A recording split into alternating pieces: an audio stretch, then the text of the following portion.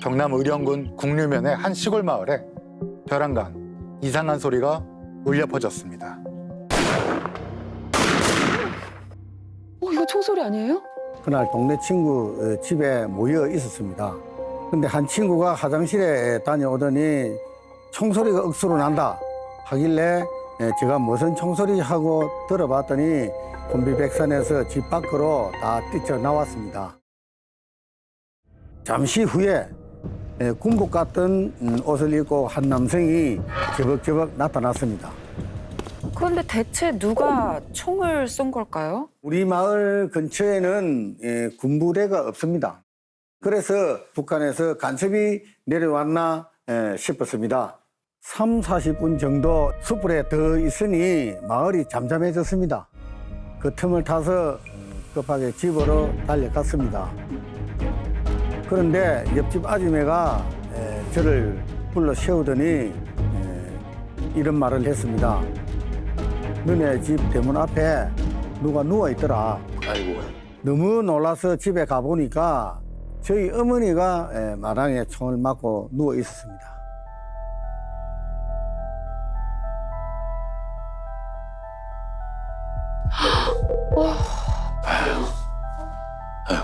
스무 살이었던 제 동생도 총에 맞아 이미 숨을 거둔 뒤였습니다. 저와 아버지는 집에 없었고 막내 동생은 다른 방에 자고 있었기 때문에 목숨을 구할 수 있었습니다. 지금 담담하게 말씀하시긴 하시지만 참 그 고통을 가늠하기 굉장히 어려웠을 것 같아요. 그냥 빨리 간첩 신고를 해야겠다는 생각만 절실했습니다.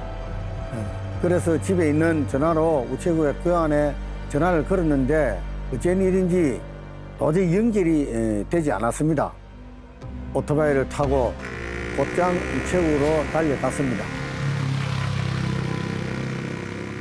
안으로 들어가 보니 우체국 집회원이 모두 총에 맞고 쓰러져 있었습니다. 의문의 총성은 국류지서 앞에서부터 시작이 됐습니다. 예비군 훈련을 마치고 돌아오던 20대 청년에게 의문의 사람이 다짜고짜 총을 쏜 겁니다. 그 청년은 총을 맞고 그 자리에서 사망하고 말았고요. 그 다음에 이 사람은 우체국으로 가서 교환원 2명, 그리고 이제 숙직 중에 있던 집배원 1명, 이 세 분한테 총격을 가했던 겁니다. 이번에 옆마을인 앞곡리로 향했는데요. 주민들이 한 곳에 모여서 반상회를 하고 있었다고 해요. 그 남성이 이 집에 들이닥쳤습니다. 그리고 가차없이 총을 난사했습니다. 왜?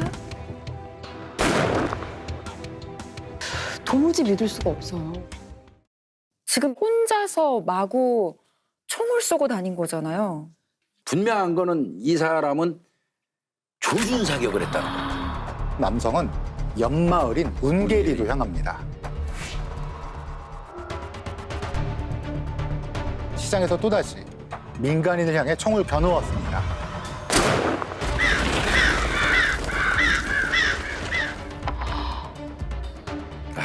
운계리에서만 1시간 만에 약 15명의 주민이 총에 맞아 사망했습니다. 아무런 제지도 안 받았던 거예요? 제지는커녕 가는 그 길 중간 정도에 마을 슈퍼가 있어요. 슈퍼 주인하고 가족에게도 총격을 가했습니다. 그 결과 2명이 사망하고 3명이 부상을 당하는 일이 생겼고요. 그리고 난 다음에 이 남성이 찾아간 곳은 한 상가집이었습니다. 마을 주민 한 분이 빈총을 들고 뭐 하는 거냐? 라고 물었다고 합니다. 그랬더니 이 남성이 총알이 있는 것을 보여주겠다 라며 대뜸 총을 발사했습니다. 상가집에서. 이거 완전히 진짜 또라이네요. 이 상가집에서 피해당한 사람들이 무려 12명이었어요. 그리고 범인은 민가에 들어가서 총을 난사했는데요. 평촌리에서만 24명이 목숨을 잃었습니다. 이 사람 도대체 정체가 뭔가요? 간첩인가요? 바로 국류지서에 근무하던 우범곤 순경이었습니다. 순경이요? 야, 어떻게 이럴 수가. 마을을 지켜줘야 되는 경찰이 주민들한테 총을 쐈다고요?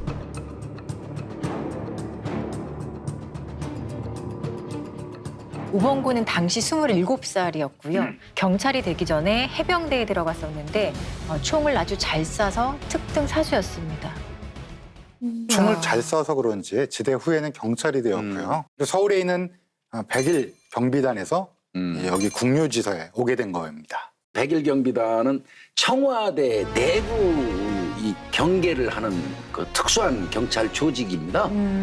100%를 넘어서서 1% 더 완벽해진다. 그런 그 의미를 부여했고요. 근데 이해가 안 갑니다. 그런 곳에 우범군이 있었다. 우범군 순경 같은 경우는 1980년에 경찰이 됐어요. 근데 그 당시에 이 경찰을 뽑는 아주 다양한 경로에 이 특채라는 게 존속했어요. 시위 진압 전문 경찰. 80년대 혼란했잖아요. 군 출신들을 특채해가지고 시위 진압 간부를 계급장을 다뤄주고 또는 뭐 운전만 잘해서 뽑히는 경찰도 있었고 무술 경찰이 있어. 주먹 구구식 그런 채용이었죠. 우범군 같은 경우는 일단 무술 유단자고 네. 군대에서는 특등사수였잖아요. 들어오자마자 넉 달 만에 101 경비단에 발탁이 된 거죠.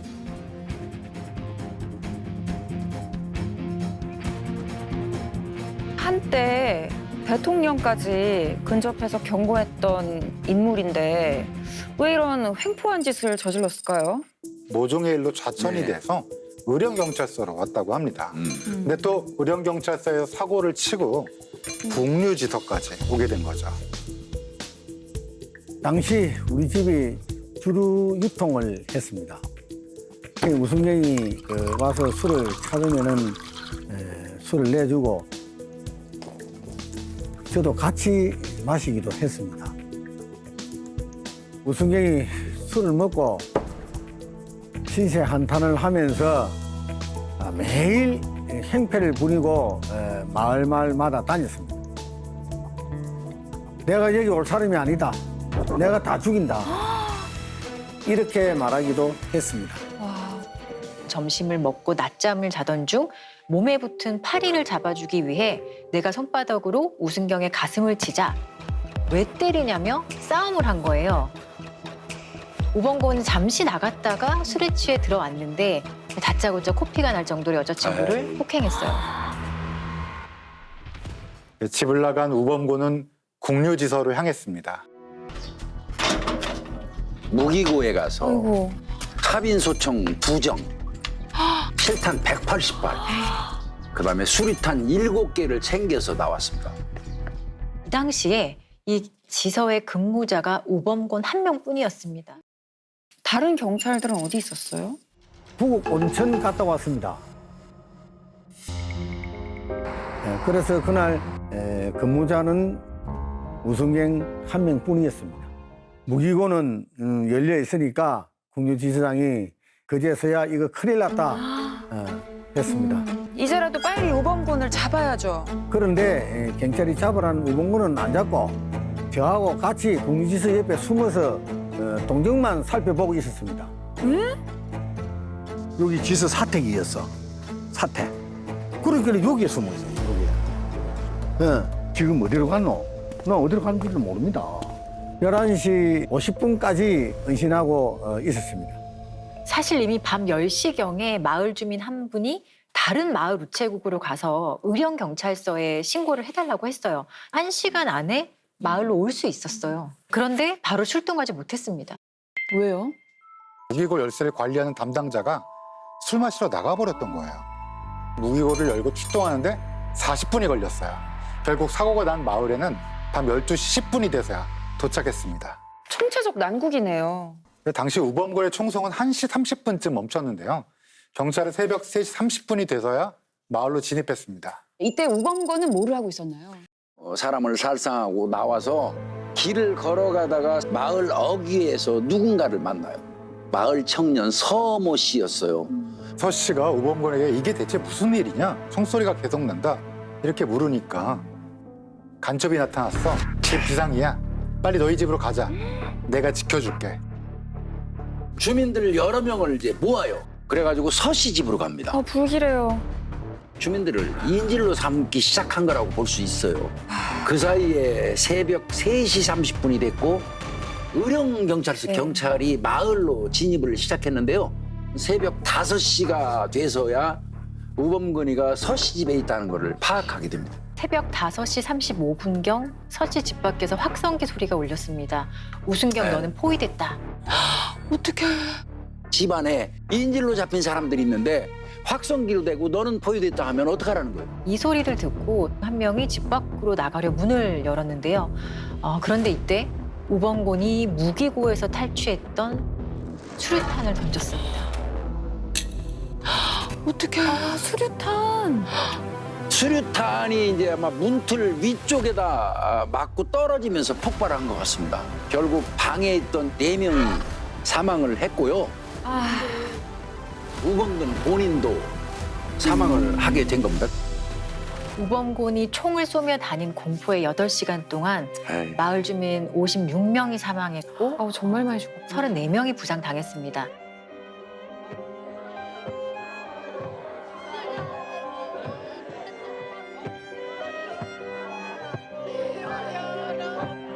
최단 시간 최다 살인으로 기네스북에까지 올랐어요.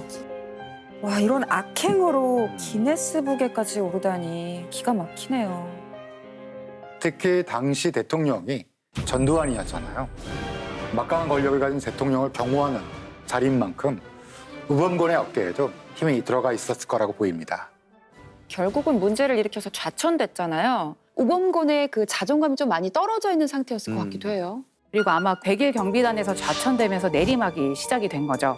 실제로 우범곤이 내가 여기 있을 사람이 아닌데 내가 왜 여기까지 왔냐.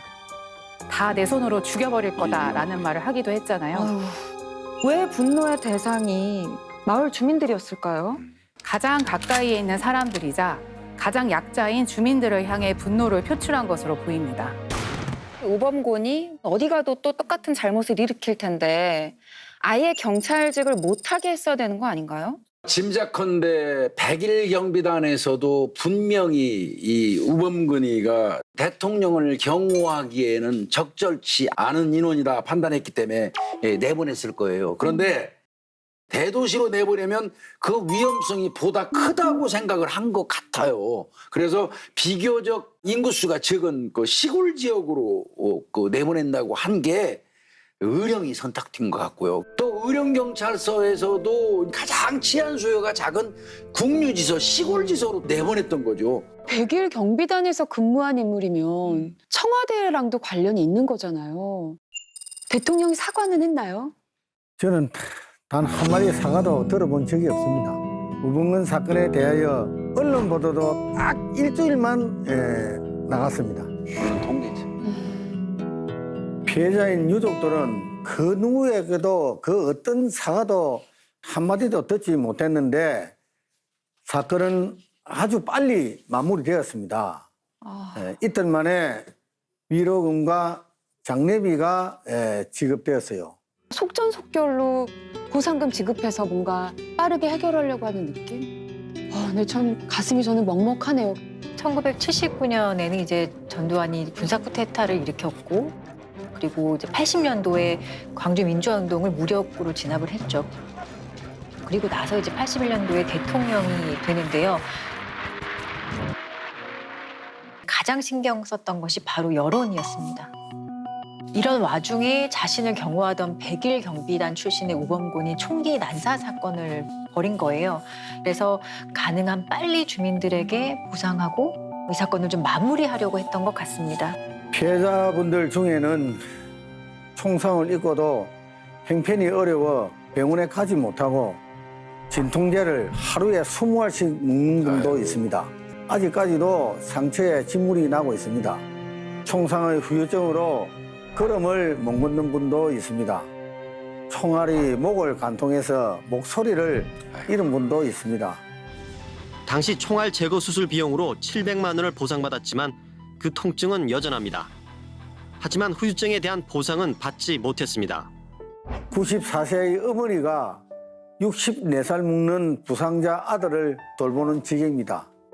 이렇게 우리는 42년이 지난 지금까지 여전히 고통받으며 살아가고 있습니다. 사건이 일어난 지 약 40년이 지나서 오태환 어린 군수님이 돌아가신 분들을 위해서 미령제를 지내자 제안을 했습니다. 그런데 연락도 하지 마라. 그날을 다시는 아이고, 그렇지. 생각도 하기 싫다고 답한 분도 계셨습니다. 그러지.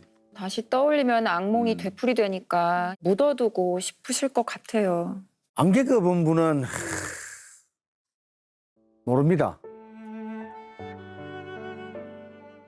저 아들이 어려운 시험에 합격해서 경찰이 되었습니다. 정말 경사스러운 일이었습니다. 아들이 제 부친에게 저 경찰에 합격했어요 자랑을 했습니다. 그런데 제 아버지는 아무 말도 없이 먼 산만 바라보고 계셨습니다.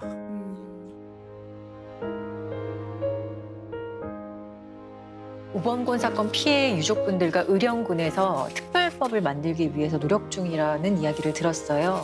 피해자들에 대해서도 좀 명예를 회복시켜주고 부상자들에 대해서 좀 적극적인 지원이 있어야 될 것 같고 또 위령 사업 지원에 관한 내용이 이 특별법의 주된 내용이에요.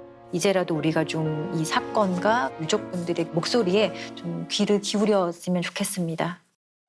국가의 공무원 한 사람이 자천의 앙심을 품고 서민에게 무자비하게 총을 난사해 살해했습니다. 부상자는 하루라도 빨리 입원을 시켜 치료를 하고 유족에게는 진정한 사과와 보상을 해야 합니다. 그리고 특별법을 제정해야 합니다. 우범건 사건은 아직 끝나지 않았습니다. 다시는 이러한 비극이 되풀이되지 않도록 바라겠습니다. 저수지 한가운데에 비닐봉지가 선체로 떠다니고 있었어요. 중학교 1학년 박지수 학생이었습니다. 어떡해. 이부 딸인 지수를 만났는데 화가 나서 죽였습니다. 범인이 지수양의 계부입니까? 그런데 계부가 운전하는 차에 타는 이 장면이 지수 양의 살아있는 마지막 모습이었습니다. 저 여자가 누구예요? 바로 지수입니다. 살해가 될 때 같이 있었다는 거예요? 그리고 시신을 유기하고 돌아왔을 때는 고생했다고 토닥여줬습니다. 미쳤다. 잠깐만.